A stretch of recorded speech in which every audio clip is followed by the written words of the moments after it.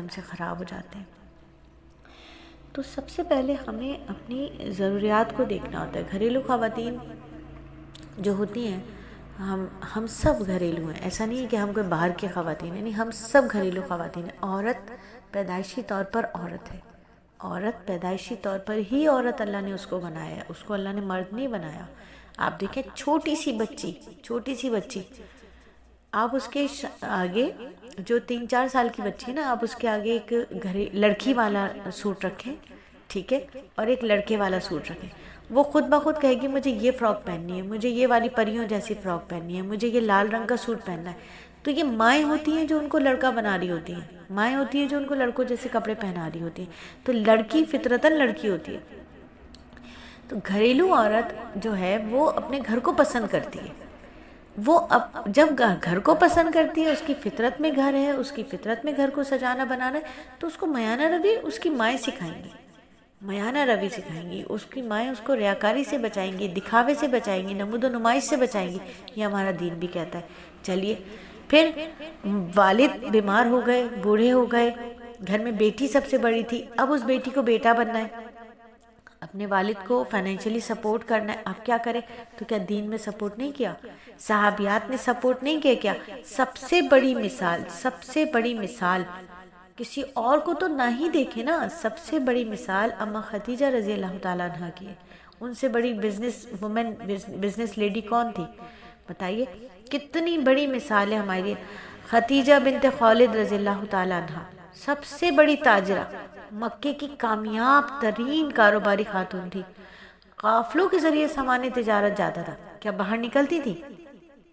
آپ سیرت کا مطالعہ کر لیں، کہیں بھی نہیں لکھا ہوا کہ اما خدیجہ جو ہیں وہ باہر نکل کے کاروبار کریں، وہ تو گھر میں ہوتی تھی۔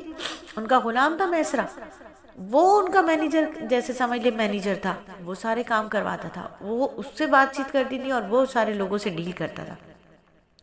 تو ان کے تجارتی نمائندے ہوا کرتے تھے، سیرت میں واضح لکھا ہوا ہے۔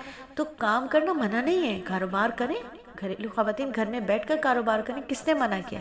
پھر اسماء بنت ابی بکر رضی اللہ تعالیٰ عنہ، ان کی کوئی ایسی تجارت نہیں تھی کہ براہ راست کوئی تجارت ہو، وہ کھیتی باڑی کیا کرتی تھی، جانوروں کی دیکھ بھال کرتی تھی، وہاں سے کماتی تھی، اور وہ اپنے شوہر حضرت زبیر رضی اللہ تعالیٰ عنہ کے ساتھ مالی جدوجہد میں ان کا ساتھ دیتی تھی۔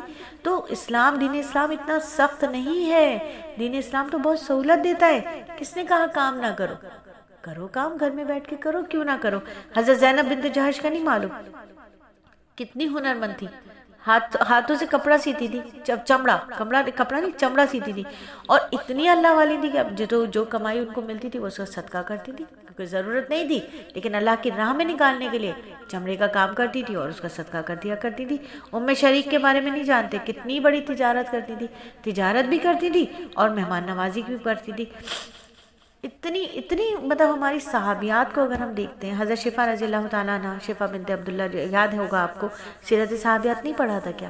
حلقے میں پڑھایا گیا تھا، ماشاءاللہ سے لکھنا پڑھنا جانتی تھی۔ بازار کا نظم و نسق کی جو ذمہ داری تھی، حضرت عمر رضی اللہ تعالیٰ عنہ نے مارکیٹ کا سپروائزر مقرر کیا تھا۔